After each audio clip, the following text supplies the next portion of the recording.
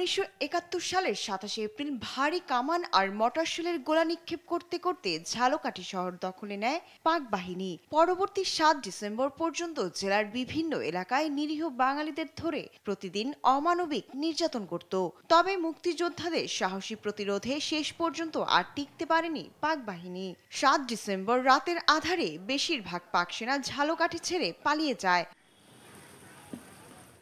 8 December মুক্তিযোদ্ধারা শহরে প্রবেশ করে থানা ঘেরাও করে, পরে অস্ত্র ফেলে আত্মসমর্পণ করে পাক বাহিনী। নলছিটি থানার মুক্তিযোদ্ধারা আমরা 8ই ডিসেম্বর আর্মি যারা ছিল তাদেরকে আমরা আত্মসমর্পণ করেছিলাম এবং আমাদের কাছে তারা আত্মসমর্পণ করে তাদের অস্ত্র আমাদের কাছে জমা দিয়েছিল।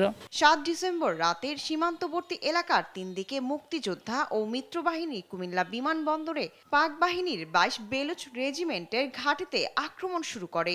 পরদিন 8 ডিসেম্বর কুমিল্লা পাকসেনা মুক্ত হয়।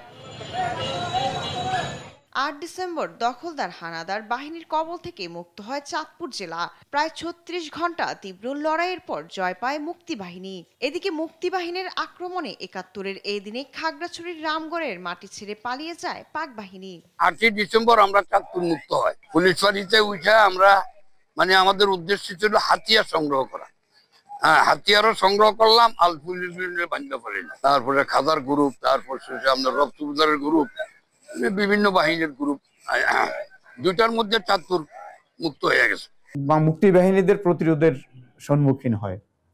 পাঠান গ্রুপ প্রথম ওদেরকে প্রতিরোধ করে, উত্তর দিকে রববাহিনীর নেতৃত্বে এফএফ সহ অন্যান্য বাহিনীর একটা গ্রুপ এদিকে আগে আসে। 8 ডিসেম্বর সকালে দুটি ভারতীয় বিমান পাকঘাটির ওপর 5 মিনিট বোমা বর্ষণ করে। এরপর পাক সৈন্যরা পালিয়ে গেলে উড়ানো হয় লাল সবুজ পতাকা।